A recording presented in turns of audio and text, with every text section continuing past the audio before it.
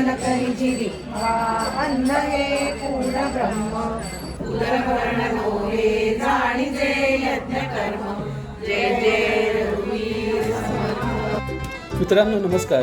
आजूबाजूच्या अशा अनेक गोष्टी असतात ज्या नेहमी आपल्यासोबत कायम असतात. आपला परिसर असतो, आपल्या बाजूचं एखादं खेळाचं मैदान ज्यात खेळत आपण लहानाचे मोठे झालेलो असतो.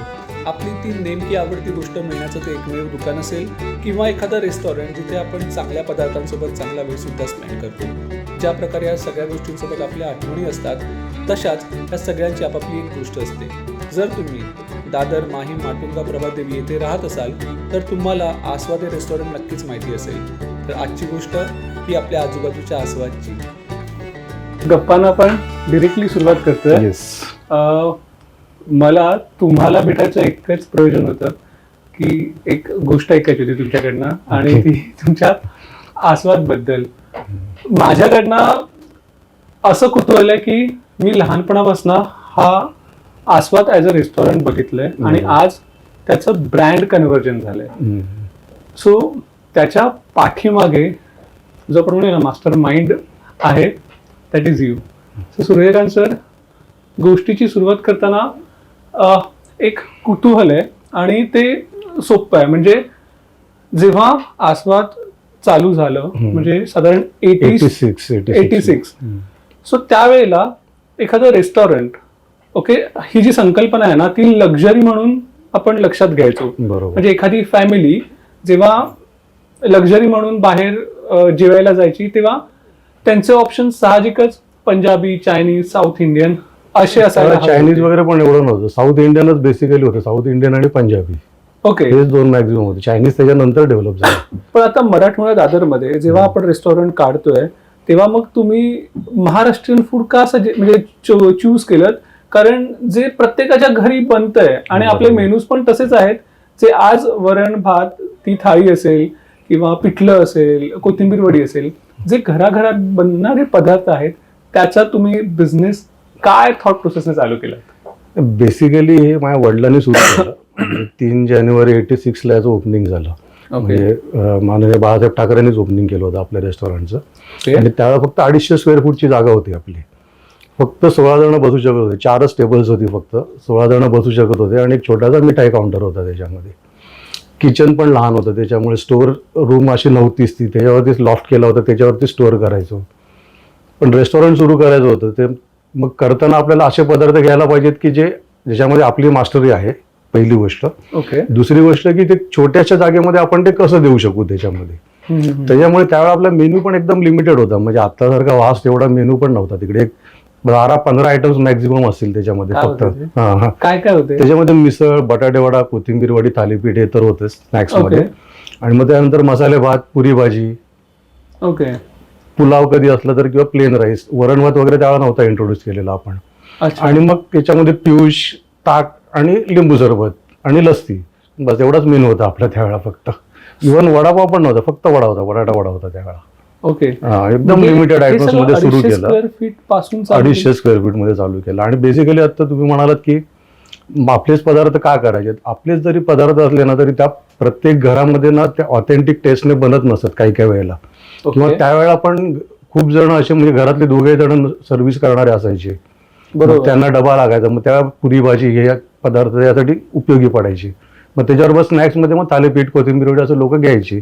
कोथिंबीर वडी पण जरी झाली, आपण रोज घरी करत नाही. थालीपीठ एक वेळ कधीतरी बनतं, बरोबर, पण कोथिंबीर वडी वगैरे आपली नेहमी बनत नाही त्याच्यामध्ये. किंवा मिसळ आपण नेहमी बनवत नाही. त्याच्यामुळे ते आपल्याला सोपं गेलं करायला त्याच्यामध्ये. आणि त्याच्यामध्ये जे आपल्या गोष्टींची माहिती होती आपल्याला आधी. मी तर त्यावेळेला लहान होतो. माझं कॉलेज गोईंग सुरू होतं. माझ्या वडिलांनी सुरू केलं होतं. तर त्यामुळे ते पदार्थ त्यासाठी म्हणून आपण निवडले त्याच्यामध्ये. आता 86 ला हा ऍज अ बिझनेस म्हणून चालू झालं. तुमची इन्व्हॉल्वमेंट याच्यामध्ये कधीपासून यायला लागली? माझी त्याच्यावर 86 पासून इन्व्हॉल्वमेंट होतीच, फक्त लिमिटेड पिरियडसाठी होते. म्हणजे 4 तास 5 तास म्हणजे माझं कॉलेज सांभाळून मग मी इकडे यायचो. ओके. त्याच्यामध्ये नंतर मग मी 99 पासून मी टोटली मी घेतलं. कारण 98 मध्ये जरा वडिलांची तब्येत बिघडली. ओके. मग त्यावेळेला त्यांना पण कळलं की ना आता आपण थांबायला पाहिजे, पुढे हे करायला पाहिजे. म्हणून मग त्याने एक दिवशी रात्री अचानक ह्या घे चाव्या, उद्यापासून तू बघ म्हणून असं डायरेक्ट असं हँडओव्हर झालं माझ्याकडे. लिटरली असं झालं हँडओव्हर. ओके.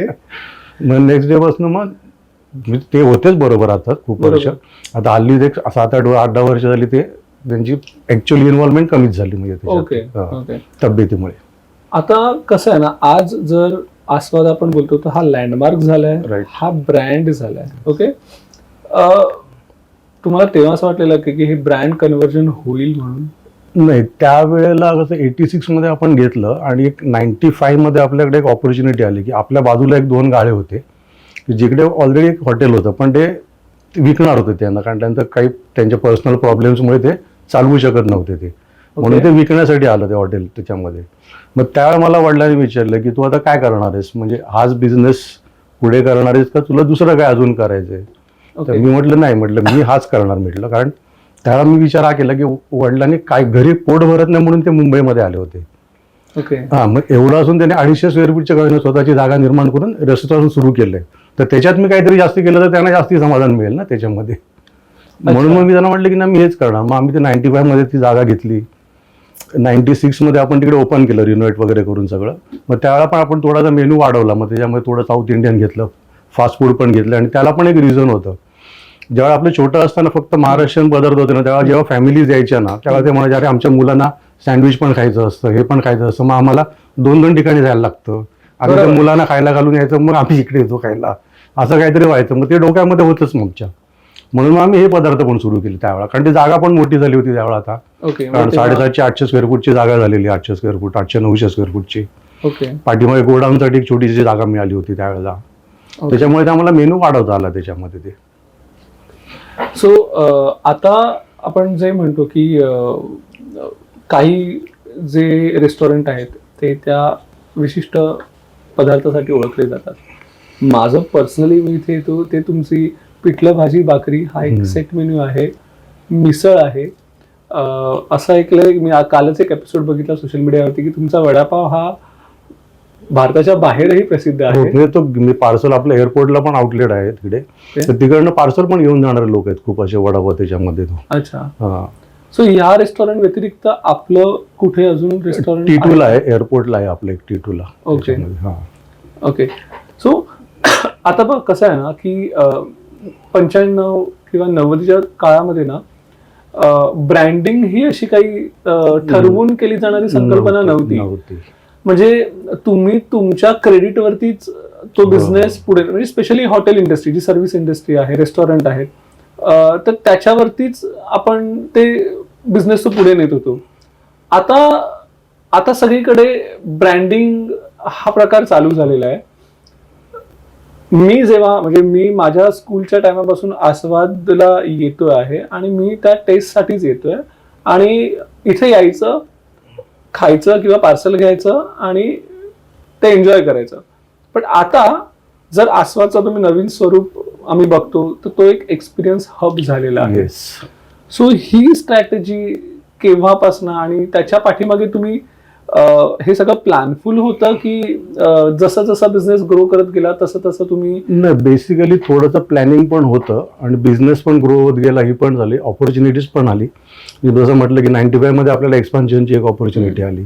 मग ते झाल्यानंतर आम्ही 2006 मध्ये टोटल एसी केलं पूर्ण रेस्टॉरंट. म्हणजे आपलं ह्या टाईपचं रेस्टॉरंट पूर्ण एसी असलेलं आपलं होतं. पार्शियल एसी रेस्टॉरंट होते खूप, पण आपल्या ह्या स्टाईल म्हणजे फाईन डाईन मध्ये वगैरे ते असतातच एसी, पण आपले नॉर्मल जी रेस्टॉरंट म्हणतो त्याच्यामध्ये टोटली एअर कंडिशन रेस्टॉरंट आपलंच होतं पहिल्यांदा. हे उपहारगृह कॅटेगरीमध्ये येतं का? हा, रेस्टॉरंट कॅटेगरीमध्ये येतो. उपहारगृह म्हणजे रेस्टॉरंट. हा, उपहार म्हणून ते उपहार. हा. अच्छा. ओके. तर त्यावेळेला आपल्याकडे बेसिक स्नॅक्सच असायचं ना. आता नंतर मग आपण ऍक्च्युली थाळी वगैरे पण आपण कोविड नंतर आपण इंट्रोड्यूस केली, कारण कोविडमध्ये लोकांच्या हॅबिट्स थोड्या चेंज झाल्या खाण्याच्या. त्यांना आता ते हेल्दी आणि असं खाणं लागत होतं त्याच्यात ते, म्हणून मग आपण थाळी इंट्रोड्यूस केली त्यावेळेला.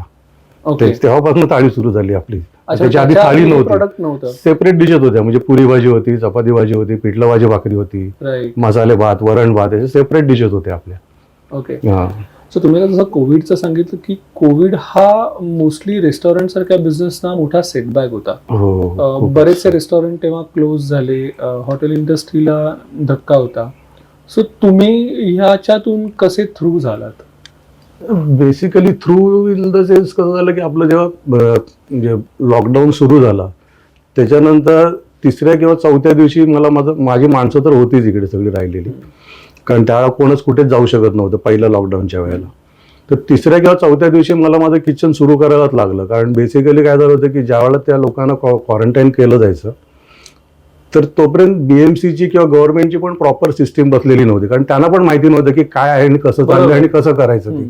त्यांच्या SOPs होत्या, पण SOPs इम्प्लिमेंट आणायला खूप वेळ लागत होता ना त्याच्यामध्ये. बरोबर. ते सोर्सेस त्यांच्याकडे तेवढे अवेलेबल करणं हे करणं कठीण जात होतं.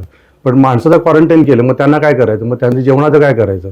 म्हणून माझ्या ते BMC मधनं पण विचारणं झालं की तू असं तर अमुक ठिकाणी 100 जण आहेत तर त्यांना काय करू शकतो का. म्हटलं ठीक आहे करूया म्हणून. पण म्हटलं मी कसं करणार, म्हणजे मी बाहेर पडू शकणार. ते म्हणाले आम्ही पास देऊ तुम्हाला. म्हणून BMCने आम्हाला 5 दिवशी केले होते. आमचं तिसऱ्या का चौथ्या दिवसापर्यंत किचन सुरू होतं. म्हणजे हे ते बंद झालंच किचन नाही. बंद नाही झालं त्याच्यामध्ये. ओके. महिना 2 महिने असेच गेले. मग त्याच्यानंतर पार्शली ओपन झालं, मग आपण पार्सल सिस्टीम चालू करू शकलो वगैरे, असं ते झालं. त्यावेळेला बेसिकली मला हे मेंटेन करण्यासाठी म्हणजे बाहेरनंच पैसे आणून ते करायला लागलं. म्हणजे बिझनेसमधनं तर पैसे येतच नव्हते त्यावेळेला काहीच. ओके. हां, पण कसं असतं की आता माझ्याकडे जेवढे काम करणार आहेत ना ते म्हणजे खूप जुने आहेत असे ते. म्हणजे त्यांची आता 2nd जनरेशन किंवा 3rd जनरेशन वगैरे अशी माझ्याकडे. म्हणजे कोणाचे काका असतील, कोणाचे आजोबा होते, तर त्याचा नातू आहे किंवा त्याचा पुतण्या आहे. ओ, हे असे system असे आहे? असे कामाला आहेत माझ्याकडे आता. ऍक्च्युली रेअर आहे. Yes yes yes. आणि माझ्याकडे होतं 30-35 वर्ष काम करणारी पण माणसं आहेत तिकडे याच्यामध्ये. म्हणजे आपल्या आता 40 वर्ष झाली आस्वादला आता, म्हणजे होतील आता, म्हणजे 40 रनिंग आहे आपलं. बरोबर. तर 35-38 वर्ष काम करणारी पण माणसं आहेत माझ्याकडे अजून पण त्याच्यामध्ये. माय गॉड. हां, तर त्याच्यामुळे त्यांना त्यांचे संसार पण असणार, त्यांना पण मेंटेन करणं गरजेचं होतं. त्यामुळे पूर्ण जरी नाही देऊ शकलो तरी महिन्याचं रेशन भरून बेसिक मेडिकल एक्सपेंडिचर होऊ शकेल एवढा पगार तरी त्यांना देणं गरजेचं होतं. हा, त्यावेळेला ते तुमच्या पॉकेटमधून ते पॉकेटमधनं जात होतं त्याच्यामध्ये, त्याला नो डाऊट. म्हणजे त्याला काय पर्याय पण नव्हता दुसरा काय, कारण Okay. त्यांना दुसरं सोर्स ऑफ इन्कम काहीच नव्हतं ना त्याच्यामध्ये. फक्त Right. आपल्यावरतीच अवलंबून असते ते, बरोबर. किंवा शेतीमधनं येते वगैरे असं पण नाही. आणि त्यावर सगळे प्रॉब्लेम होते सगळे चालू. त्यामुळे ते करायला लागलं त्याच्यामध्ये. तो सेटबॅक होता, तो काही म्हणजे खूप वर्ष तो चालू आहे म्हणजे अजून तो त्याच्यामध्ये तो. मग असं तुमच्याकडे आता किती जणांचा स्टाफ आहे सगळं जर पकडले तर? आता आपल्याकडे 80 ते 82 जण आहेत टोटल. आणि जेव्हा चालू केलं तेव्हा किती जण होते? त्यावेळेला 8-10 जण असतील फक्त. 10 पण? Great. आता त्यावेळेला आणि बेसिकली त्यावेळेला 250 स्क्वेअर फूट होती जागा, आणि आता जवळ आपली 2500 स्क्वेअर फूट झाली. हा, ते मधलं आपलं मागचं राहिलं त्याच्यात की आपण जे एक्सपान्शन केलं नंतर 2006 मध्ये AC केलं आपण त्याच्यामध्ये. बरोबर. आणि त्यावेळेला पण मग आपण वेगवेगळ्या डिशेस इंट्रोड्यूस करायला सुरुवात केली त्याच्यानंतर. म्हणजे त्यात- वरण भात असेल किंवा पिठलं भाजी भाकरी Right. किंवा पोळा उसळ म्हणून एक नवीन चालू केली होती. पोळा उसळ? पोळा उसळ म्हणजे ती आंबोळी अजूनही आता म्हणजे आहे. कंटिन्यू आहे. म्हणजे ती काळ्या वाटाण्याची उसळ असते आणि गुळ घातलेलं दूध असतं आणि त्याच्याबरोबर आंबोळी असते. म्हणजे आपण Okay. पोळा म्हणतो त्याला, हा. आंबोळी टाईप असतं ते तांदळाच्या ह्याचं पिठाची. तर ती सुरू केलं. मग अशा वेगवेगळ्या डिशेस तेव्हापासून आपण सुरू केलं त्याच्यामध्ये त्या. आता आणि- तुम्ही आता मला म्हणालात की तुमच्याकडचा जो स्टाफ आहे हा पिढ्यानपिढ्या आलेला किंवा 20-30-35 वर्ष काम करणारी आज तुमच्याकडे आहेत काही कारागीर आहेत. त्याच्यामुळे पदार्थाची टेस्ट ही तुमची वर्ष मेंटेन आहे. ते पण एक कारण आहे. आणि दुसरं कारण म्हणजे कसं की ह्या ज्या रेसिपीज आमच्या आहेत ना त्या आपल्या घरी म्हणजे आईने किंवा माझ्या बायकोने अशा तयार केलेल्या रेसिपीज आहेत. त्यामुळे Okay. माणूस चेंज झाला तरी माझी टेस्ट तुम्हाला सेमच लागणार त्याच्यामध्ये. ह्याच्यामध्ये अजून एक आहे की मला जे मसाले मी यूज करतो ना ते सगळे मसाले आम्ही स्वतः बनवतो. बाहेर रेडीमेड मसाले कुठचेच घेत नाही आपण त्याच्यामध्ये. म्हणजे तुम्हाला जर मी आज विचारलं की तुमच्या ह्या भाजीमध्ये काय काय पडतं तुम्ही सांगू हा, शकाल? सांगू शकतो ना. त्याच्यात इतके वर्ष झाली तर मी स्वतः बनवत नाही, पण मला टेस्ट चांगली कळते. मी बघू शकतो, मला कळू शकतं. म्हणजे काही वेळेला तर बघून पण कळलं की याच्यामध्ये काहीतरी प्रॉब्लेम आहे या डिशमध्ये. Is it? येस. तुमची फॅमिली इन्व्हॉल्वमेंट कशी आहे याच्यामध्ये, या बिझनेसमध्ये? डे टू डे याच्यामध्ये कोणच नसतं त्याच्यामध्ये. हा, पण असं नवीन कोण एखादा पदार्थ इंट्रोड्यूस करायचा असेल तर मग होऊ शकतं तसं त्याच्यामध्ये. मग बेसिकली कसं काही काही नवीन पदार्थ गेस्टकडनं पण सजेस्ट केले जातात. म्हणजे आपले रेग्युलर गेस्ट आहेत सरपोतदार म्हणून सॉलिसिटर आहेत, ते इकडेच ऑफिस आहे त्यांचं पुढे. तर ते रेग्युलर आपल्याकडे यायचे रोज, म्हणजे डेली जवळ. ते एकदा बोलता बोलले अरे आम्हाला काहीतरी अशी एक डिश दे ना की जे जास्त ऑइली नसेल, हेल्थी असेल. मग खाल्ल्यानंतर पोट पण भरेल पण आम्हाला जड होणार नाही, कारण आम्हाला इकडनं परत कोर्टात जायचं असं वगैरे असं तसं. मग मी घरी गेल्यानंतर विषय काढला. मग आम्ही विचार केला काय करता येईल. मग त्यातनं आम्ही एक सात्विकी म्हणून एक डिश निर्माण केली त्याच्यात, राईट. की त्याच्यामध्ये फक्त बॉइल्ड व्हेजिटेबल्स असतात थोडेसे, मिक्स स्प्राऊटचं चाट असतो, नंतर कोबी आहे, दही आणि मध असं एक म्हणून एक कचुंबर टाईप असतं, त्याच्यामध्ये कट फ्रुट्स असतात, व्हेजिटेबल स्टॉक असतो, आणि मग या सगळ्यांवर काहीतरी क्रंचीनेस पाहिजे म्हणून आम्ही खाकरा देतो एक छोटासा. ओके. तर ती पण डिश लोकांना खूप आवडली त्याच्यामध्ये. आणि तुम्ही जसं म्हणाल की ब्रँडिंगसाठी काय करायला लागतं, हे डिश पदार्थ आमचे ठरले, पण ते सर्व कसे करायचे, म्हणजे आमची डिश टेस्ट फायनल झाल्यानंतर पण मला जवळजवळ 4 ते 5 महिने लागले ते पदार्थ सर्व म्हणजे ऍक्च्युअली इंट्रोड्यूस करायला रेस्टॉरंटला. म्हणजे कारण मला ती प्लेट मिळत नव्हती, ज्या प्लेटमध्ये मला ते सर्व करायचं, म्हणजे लोकांना ते अट्रॅक्टिव्ह दिसली पाहिजे. माणूस जेव्हा येतो ना कुठच्या रेस्टॉरंटमध्ये, पहिल्यांदा तो डोळ्याने जेवतो, तरी कसं दिसतंय पदार्थ, कसं आणलाय त्याच्यामध्ये ते, मग त्याला आरोमा येतो आणि मग तो टेस्ट घेतो ऍक्च्युली खाल्ल्यानंतर. तर मला मग तशी एक 3-4 महिन्यानंतर मला एक ती प्लेट मिळाली की जी पूर्ण ट्रान्सपरंट होती, एकदम ओके. ट्रे टाईपच होता पण पूर्ण ट्रान्सपरंट. म्हणजे त्याच्यामुळे आणताना लगेच कळायचं आजूबाजूला अरे काहीतरी दिसतंय, वेगळं काहीतरी आहे त्याच्यामध्ये, चांगलं वाटतंय ते. म्हणजे इतर सर्विंग पेक्षा त्याची सर्विंग वेगळी प्लॅन केलेलं होतं. येस, प्लॅन केलेलं होतं. म्हणजे प्रत्येक सर्व्हिस, म्हणजे इव्हन माझा वडापाव पण आपला बघितलं तर त्याला मी छोटा एक कंटेनर देतो पेपरचा, की त्याच्यावरती पण प्रिंट केलेलं आहे की मुंबईचा वडापाव, मुंबई रनसन वडापाव वगैरे, असं काय काय एक थोडंसं वेगळं जरा काहीतरी. ओके. आणि आपण वडापाव त्या पद्धतीने सुरू केल्यानंतर कॉर्पोरेट ऑफिसमध्ये पण आपल्या वडापावचे ऑर्डर झाले. म्हणजे त्यांच्या मॅनेजिंग कमिटीच्या मध्ये 15-15, 25-25, 50-50 असे वडापाव जायला लागलेत आपले त्याच्यानंतर. कारण त्या एक हायजीन वाटतं आणि काहीतरी प्रॉपरली सर्व केलं असं. हे पण मला म्हणजे असंच दिसलं, म्हणजे करताना की वडापाव सुरू करायचा होता, पण वडापाव सर्व कसा करायचा, नॉर्मल तर करू शकलो असतो पण त्यात काय मजा येणार त्याच्यात. मग ते विचार करता नाही कंटेनर करूया एक छोटासा त्याला असा, मग त्याप्रमाणे ते केलं. हे ब्रँडिंग तुम्ही म्हणता हे असं डेव्हलप होत जातं त्याच्यामध्ये ते. आणि तुम्हाला माहिती आहे का, दादर, माहीम, माटुंगा, प्रभादेवी या भागामध्ये ना बरेच जण आस्वादला ह्या भागाची किचन म्हणून ओळखतात. बरोबर. कारण आता तुम्ही जसं म्हणालात की जे सरपोतदार सर आहेत ते तुमच्याकडे दररोज येऊन त्यांचा नाश्ता असेल किंवा जेवण असेल करत, असे बरीच लोक असतील. खूप. पण आता जर एखादी व्यक्ती दररोज एखाद्या रेस्टॉरंटचा आहार घेत असेल तर ती विचार करेल की त्या व्यक्तीच्या शरीरावरती होणारे परिणाम आणि हायजीन, बरोबर, ह्या 2 गोष्टी हा सगळ्यात माझ्या मते वरचा मुद्दा येतो. येस. त्याची केअर आपल्याकडे कशी होते? नाही, ते हायजीनची तर बेसिक माझ्याकडे केअर घेतली जाते. आणि त्याचे आमचे म्हणजे इव्हन माझं FDAचं पण त्याचं ट्रेनिंग असतं, फास्टॅग ट्रेनिंग असतं की तुम्ही पर्सनल हायजीन कशी घ्यायची, त्या जागेची हायजीन कशी घ्यायची, पदार्थ तुम्ही कसे स्टोअर करायचे, तर त्याचं माझं ट्रेनिंग पण सुरू असतं. म्हणजे ते ट्रेनिंगला पण माझे जे मेन फूड हँडलर्स आहेत ना, ते ट्रेनिंग पण ते अटेंड करत असतात. मग आमचं पण स्वतःचं असतं, आम्ही ठेवताना कसं ठेवायचं बाबा. माझ्या रेग्युलर पेस्ट कंट्रोल होत असतं, माझी वॉटर टँक रेग्युलर पिरियडिकल म्हणजे ज्या पिरियडमध्ये व्हायला पाहिजे क्लिनिंग होत असतं त्याचं. ओके. ही सगळी बेसिक काळजी घेतली जाते. माझं जे रॉ मटेरियल येतं ते स्टँडर्ड क्वालिटीचं असतं, म्हणजे त्यामध्ये रेट किती फरक पडला तरी मी ते चेंज नाही करत त्याच्यामध्ये. अच्छा. म्हणजे जे क्वालिटीचं येणार त्याच क्वालिटीचं, आणि ते माझं क्लीन केलेलंच असतं रॉ मटेरियल. बरोबर. तरी पण इकडे आम्ही परत क्लीन करत होते.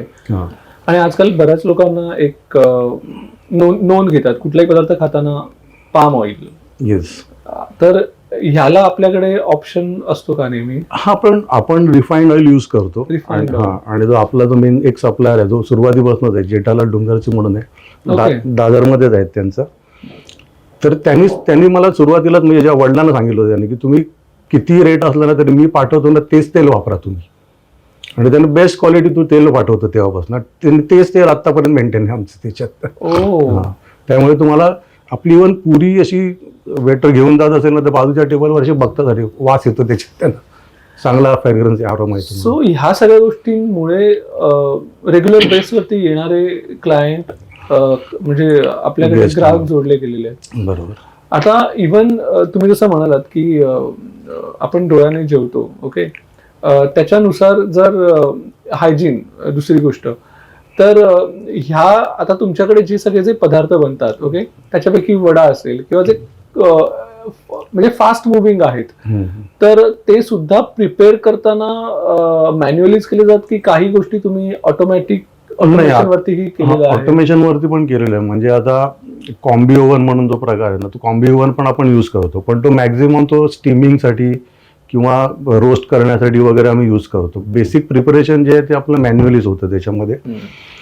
कारण पदार्थ येणार ना की तुम्हाला ते म्हणतात ना, आपण पहिल्या लोक म्हणाले ना की माणसाची व्यक्तीच्या हाताला चव आहे, हाताला चव म्हणजे काय, ते काहीतरी त्याच्यामध्ये गुणधर्म असतात ते उतरलेच गेले पाहिजे त्याच्यामध्ये. पण हायजीन घेऊन करतो आपण त्याच्यामध्ये, म्हणजे त्याची प्रॉपर काळजी घेऊनच करतो. पण पुष्कळचे पदार्थ मॅन्युअली केले जातात. बाकी आता चटणी वगैरे तर ग्राइंडर वगैरे आहेत, इक्विपमेंट कॉम्बी ओव्हन पण आहे आपल्याकडे, ते पण यूज करतो आपण. पण ते बेसिक प्रिपरेशनसाठीच यूज करतो आपण. मेन जे आपण पदार्थ बनवण्यासाठी आपला अजून मॅन्युअलीच करतो आपण त्याच्यामध्ये. ओके. सो आपण रेस्टॉरंटची एस्टॅब्लिशमेंट वरती बोललो, आपण हायजीन वरती बोललो.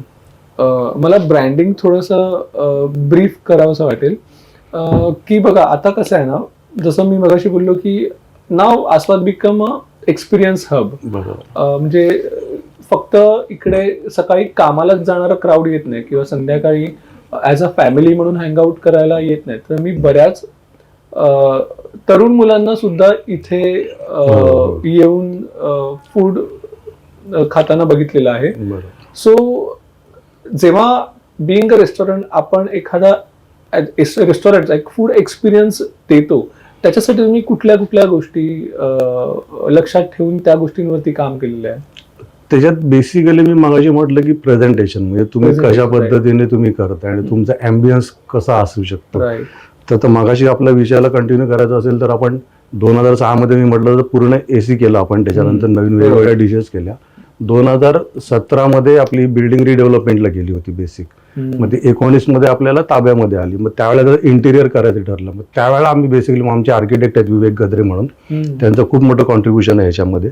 की त्यावेळेला मी त्यांना म्हटलं की मला आपले पदार्थ चांगल्या अँबियन्समध्ये आणि आता तुम्ही म्हणतात की लोकांना तो एक एक्सपिरियन्स वाटला पाहिजे अशा पद्धतीने द्यायचे. तर त्याच दृष्टीने आपल्याला इंटिरियर करायचं. मग त्यांनी पण ते मन लावून सगळं केलं त्यांनी. आम्हाला त्यावेळेला चांगले वेंडर्स पण मिळाले, त्यांच्यामुळे ते झालं पण सगळं चांगलं व्यवस्थित. त्याच्यामुळे तो झाला. आणि आपले पदार्थ ते आपण चांगल्या वातावरणात चांगल्या पद्धतीने जर दिले तर ते लोकांना, कारण ह्याच्या आधी कसं लोक वाटायचं की महाराष्ट्रीयन फूड म्हणजे स्टेपल फूड, स्ट्रीट फूड. पण तसं नाहीये ना, आपल्याकडे पण चांगले खूप डिशेस आहेत ज्या आपण करू शकतो. म्हणजे आता इव्हन वरण भात ही साधी डिश आहे म्हणजे आपण म्हटलं, पण ती इतक्या जणांना आवडते ती. त्याच्याबरोबर आपण ज्या कंपनीज देतो त्या कंपनीजमुळे त्याची एक थोडीशी ग्रेड वाढली गेली, असं झालं त्याच्यामध्ये. कुरडई आहे, सांडगी मिरची आहे, ते कडबू म्हणून एक प्रकार असतो तो देतो आपण. आता बऱ्याचदा मी बघितलंय ना की आस्वादमध्ये इव्हेंट पण सेलिब्रेट होतात. हो हो. मग ते कुठले कुठले इव्हेंट असतात आणि कशा प्रकारे तुम्ही? आपला आत्ताच धुंधुमास म्हणून एक असतो, आपण इव्हेंट करतो की तो आत्ताच म्हणजे लास्ट म्हणजे 26 तारखेचा 26 डिसेंबरचा जो होता रविवार, तो शेवटचा रविवार होता. तो दर रविवारी असायचा. तो सकाळच्या वेळेमध्ये असतो 2 स्लॉटमध्ये. 8 वाजता पहिला स्लॉट असतो, 9चा दुसरा स्लॉट असतो. तर त्याच्यामध्ये मागे पण बेसिक संकल्पना अशी होती की काय काय पदार्थ ते तरुण मुलांना किंवा माहीतच नसतात असे. म्हणजे आपल्याला पण आपण उसाचे कर्वे चावून कधी खाल्ले आपल्याला पण नाही आठवणार आहे आता. बरोबर. राईट. चावून आपण उसाचे कर्वे कधी खाल्ले मला तरी आता आठवत नाही. मी लहानपणी खाल्ले असतील, आता तर आठवत नाही. मग ते पदार्थ पण आपले त्याच्यामध्ये असतात त्या मेन्यूमध्ये त्या. ओके. हा. आणि त्यावेळेला आपला एक अँबियन्स पण टोटली वेगळा असतो जरा. म्हणजे बाहेर रांगोळी वगैरे काढलेली असते, नंतर मग एक किल्ल्याचा देखावा केलेला असतो म्हणजे मुलांना समजावं म्हणून असं. आतमध्ये गुरुजी असतात, ते गुरुजी मंत्र म्हणत असतात. मग तुम्ही आलात की तुम्हाला टीका लावून त्यांचं औक्षण केलं. हा औक्षण म्हणजे टीका लावतात, मग तीर्थ दिलं जातं. नंतर मग बायका असतील त्यांना हळदी कुंकू लावलं जातं. एक शुभचिन्ह म्हणून आपण एक स्वस्तिक काढतो इथे प्रत्येकाच्या हातावरती इथे. आणि मग त्यांना वेलकम करून आतमध्ये बसवतात. मध्ये फॅमिलीज असे खूप येतात असे. मग तो एक मेनू असतो आपला त्याच्यामध्ये की त्याच्यामध्ये आपल्याला आंबोळी असते, बाजरीची असते, बाजरीचं थालीपीठ असतं ज्वारी बाजरीचं, नंतर तिळाची साटोरी असते, नंतर हरभरे आणि बाकीची बोरं वगैरे ते एक प्रकारचं एक छोटीशी डिश बनवलेली असते. मग उसाचे कर्वे असतात, शेंगदाणा गुळ असतं. असे सगळे वेगवेगळे पदार्थ. क्रश कुरडई असते, पोह्याची कुरडई. नंतर आपला जो पहिल्यांदा कोकणामध्ये तर मऊ भात बनवायचे, पातळ भात म्हणायचे, मऊ भात. तो मेथकूट आणि तूप हे त्याच्याबरोबर असतं. तुम्ही आलात की पहिल्यांदा मध आणि पाणी तुम्हाला वेलकम ड्रिंक म्हणून मिळतं. गरम पाणी, मध घातलेलं, त्याच्यामध्ये आलं वगैरे असतं त्याच्यामध्ये. तर तो एक वेगळा एक्सपिरियन्स असतो आणि तो लोकांनी खूप म्हणजे आपले 90 वर्ष यावेळेचं त्याच्यामध्ये लोकांना खूप आवडतो. आणि लांबनं लोक येतात मुद्दाम. आणि त्याचं प्री बुकिंग असतं. आणि ते बुकिंग सगळं फुलच असतं. म्हणजे दरवेळेला मला वाढवायला लागतं, यावेळेला मी वाढवलं नाही फक्त. त्यानंतर मग आपली संक्रांत थाळी असते याच्यामध्ये, संक्रांतीच्या सीझनमध्ये. नंतर चैत्र महिन्यामध्ये चैत्र थाळी असते. असे वेगवेगळे प्रकार असे असतात. आणि प्रत्येक थाळीचा मेन्यू वेगळा असतो, त्याची टेस्ट वेगळी असते. आपल्या महाराष्ट्रीयन पदार्थामध्ये तेच असतं की आपल्याला प्रत्येक पदार्थाचा मसाला आणि त्याची बनवण्याची पद्धत आणि त्याची चव ही नेहमी तुम्हाला वेगळी लागणार. पंजाबीमध्ये कसं आपण एक 2-3 ठराविक ग्रेव्ही असतात, त्याच्याच तुम्ही कॉम्बिनेशन करून आपण प्रत्येक डिश बनवली जाते. राईट. त्यामुळे मोर ऑर लेस तुम्हाला टेस्ट सिमिलर लागते खूप याच्यामध्ये, पण आपल्याकडच्या प्रत्येक पदार्थाची चव तुम्हाला वेगळी लागणार महाराष्ट्रीयन पदार्थाची. त्यामुळे ते बनवणं खूप कटाटोपीचं असतं आणि जरा जागा भरपूर लागते त्याच्यात. सो म्हणून म्हणजे जेव्हा हे तुम्ही आर्किटेक्ट प्लॅन केलं त्याच्यानुसार तुम्ही थॉटफुली ते किचन येस येस, म्हणून मी मुद्दाम 2 किचन बनवतो. माझ्याकडे खालती ग्राउंड फ्लोअरला पण किचन आहे आणि फर्स्ट फ्लोअरला पण किचन आहे. 2 किचन आहेत. Yes yes yes. ओके. की हे सगळं बनवता आपल्याला यायला पाहिजे प्रत्येक वेळेला त्याच्यामध्ये, तिथे कुठे अडचण पडून दे नको, म्हणून मी किचनसाठी जास्ती स्पेस ठेवली त्याच्यामध्ये. नाही तर मी अजून एक 10-15 सीटिंग मी वाढवू शकलो असतं, पण मी म्हटलं नाही, आपण जे द्यायचं ते चांगलं दिलं पाहिजे त्याच्यात. राईट. सो आता कसं आहे ना की तुम्ही ऍक्च्युली बऱ्याच गोष्टी या कन्व्हर्सेशन मध्ये सांगितल्या, पण मला अजून एक गोष्ट हायलाईट करायची आहे, ती म्हणजे मला तुमच्याकडनं माहिती करून घ्यायचं आहे की एक बिझनेस पर्सन म्हणून आता बऱ्याचदा आपण बघतो की फूड चेन चालू होतात.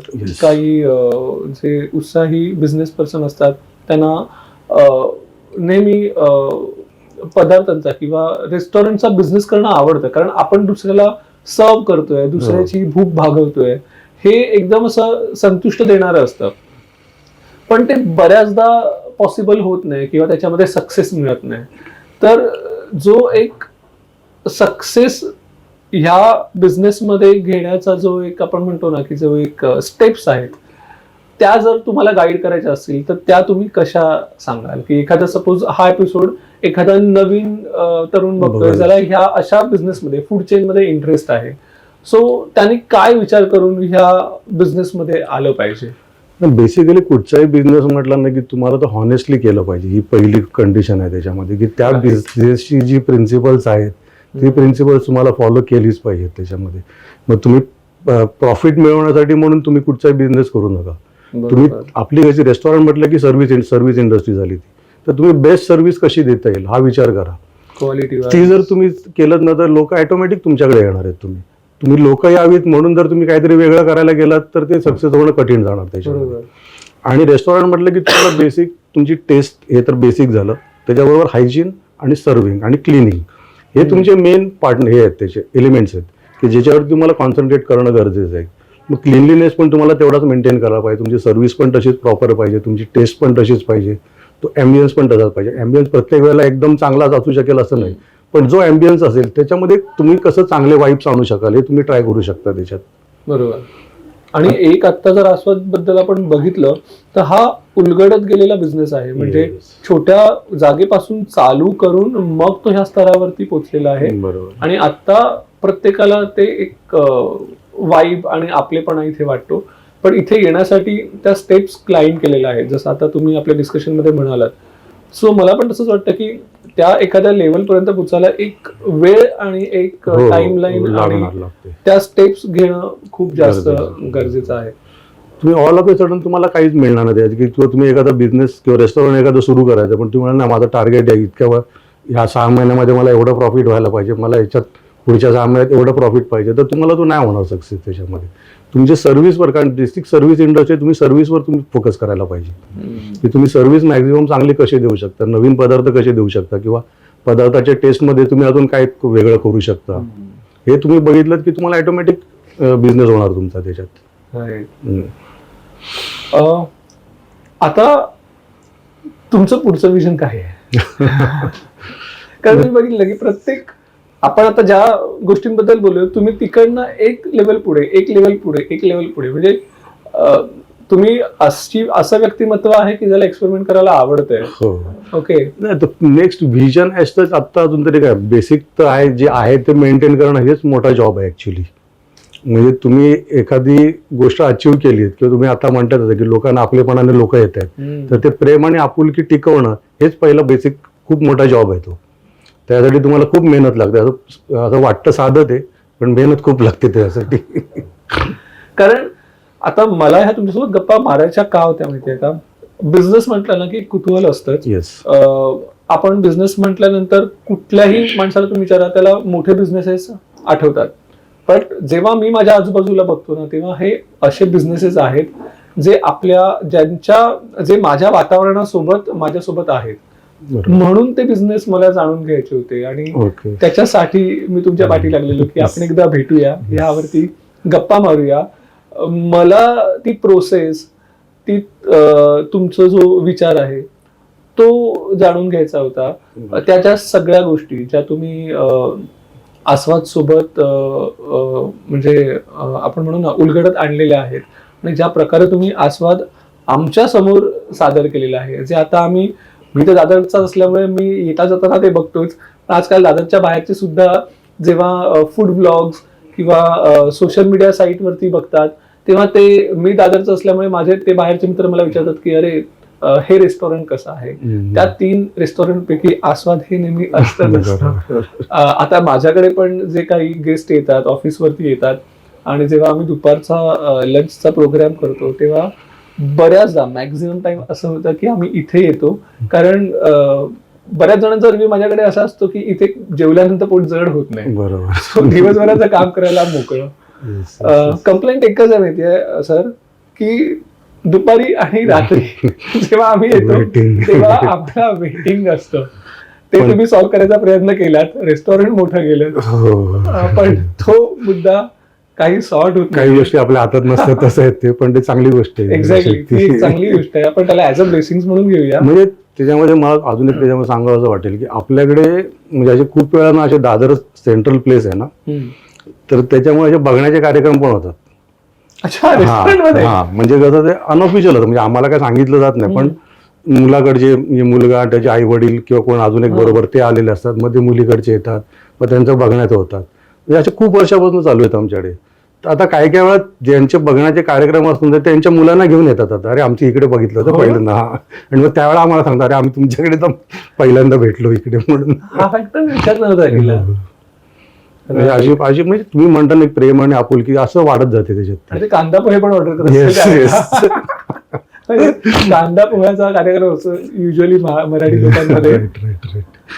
म्हणजे ते प्रॉडक्ट पण अवेलेबल आहे आणि आता एम्बियन्स पण अवेलेबल आहे. म्हणजे हे पहिलं बनवलं, अजून पण सुरू होतं. म्हणजे आता आपण नवीन सेटअप मध्ये पण खूप वेळा होतं असं ते, आणि हे मोस्टली संडे सकाळी असतं हे हा प्रोग्राम असतो.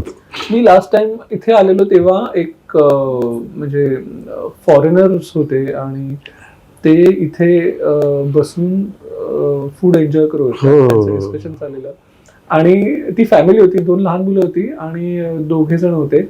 पण त्यांना आय गेस डिश एवढ्या मी त्यांच्या टेबलवरती बघितलं, पण त्या 4घांच्या मनात त्यांनी बऱ्याच प्लेट्स ऑर्डर केलेल्या आणि ते लिटरली ते एन्जॉय करत होते. आणि देन आय पास्ट. आपल्याकडे खूप फॉरेन, म्हणजे इव्हन आपले US एम्बेसीचे जे होते ना, ते डेव्हिड रान्स म्हणून होते, ते जेव्हा इकडे इंडियामध्ये त्यांना डेप्युटेशन वरती आले ना, त्यावेळेला पण ते आपल्याकडे आले आणि त्यावेळेला पहिल्यांदा आल्यानंतर त्यांना आवडलं. त्यानंतर की 3-4 वेळा ते रिपीट झाले इकडे. हो, हा, आणि त्यांना म्हणजे वडापाव बरोबर हिरवी मिरची लागायची. म्हणजे आपल्याला ते तिखट खातोस की नाही, ते हिरवी मिरची खायचे त्याच्यावर. आपल्याकडे कोणाशी फेमस व्यक्तिमत्व येऊन गेलेले आहेत? खूप, म्हणजे आपल्या मराठी इंडस्ट्रीमधले, म्हणजे नाटक किंवा सिनेमा किंवा संगीत या क्षेत्रातले तर खूप आलेले आहेत. हिंदी मधले पण खूप येतात असे त्याच्यामध्ये, भरपूर जण येतात. हा, पण आहेत. पॉलिटिशियन्स मधले येतात खूप जण. इव्हन पहिल्यांदा जेव्हा मीनाताई होत्या, बाळासाहेब ठाकरेंच्या मीनाताई होत्या ना, त्यावेळेला दर अमावास्येला ना पूजा करायची, सत्यनारायणाची पूजा. तर त्यावेळेला त्या गुरुजींचं जेवण पण आपल्याकडनं जायचं त्यावेळेला. हो. सो ओव्हरऑल आस्वाद हे खरंच एक एक्सपिरियन्स आहे. हा एक प्राऊड ब्रँड आहे दादरचा. तो तुम्ही चांगल्या प्रकारे डेव्हलप केलाय, तुम्ही असाच पुढे मेंटेन कराल. त्यासाठी आमच्याकडनं तुम्हाला खूप खूप शुभेच्छा. Thank you so much. हे कन्व्हर्सेशन खूप छान झालं. मला तुमच्याशी गप्पा मारायला आवडल्या आणि बऱ्याच वेटिंग नंतर शेवटी आपण फायनली हे कन्व्हर्सेशन करत आहोत. So thank you so much. नमस्कार, मी प्रसाद ओक आणि मी आत्ता आस्वादमध्ये आहे. आणि आस्वादच्या धुंदुरमास साठी स्पेशल इथे इन्व्हिटेशन होतं आणि मला प्रचंड आवडलं आहे. सगळं वातावरणच इतकं अप्रतिम होतं. आल्या आल्या वासुदेव दिसला, एक उत्तम प्रकारे आमचं स्वागत केलं आणि पदार्थ जे होते ते इतके वेगळे होते सगळे आणि इतके चविष्ट होते. फार मजा. मला सगळ्यात जास्त आवडली ती साटोरी आणि खारकाची खीर मला प्रचंड आवडली आणि मऊ भात आणि मेतकूट ला जवाब देत होता. म्हणजे अप्रतिम चव होती सगळ्या पदार्थाची आणि अतिशय अगत्याने सदोषीने आम्हाला इथे बोलवलं त्याबद्दल मनपूर्वक आभार आणि खूप खूप शुभेच्छा. नमस्कार, मी मंजू. आम्ही आस्वादमध्ये जो फेस्टिवल महोत्सव जो त्यांनी सुरू केला आहे तो अटेंड करायचा बहुतेक पहिल्यांदा आमच्या भाग्यात आलेला आहे हा दिवस.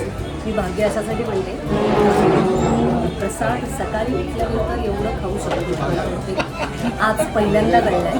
आमच्या लग्नाला 27 वर्ष झाली आणि तो मला असं सांगत होता की यातलं तू काहीच का बनवत नाहीस. तर जवळजवळ मला आस्वादाने कॉम्प्लेक्स दिला आहे आणि मी शक्य तितक्या लवकर यातले सगळे पदार्थ लवकर घरी करणार आहे आणि तुम्हालाच मी फोटो पाठवणार आहे. सांगायचा मुद्दा असा की ते इतके चविष्ट होते आणि इतके अप्रतिम होते, इतके गुणकारी होते.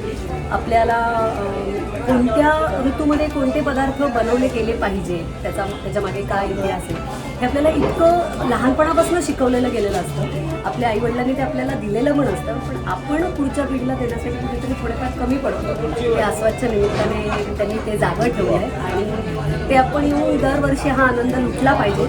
सो माझ्याकडून प्रसादकडून आस्वादच्या या उपक्रमाला खूप साऱ्या शुभेच्छा.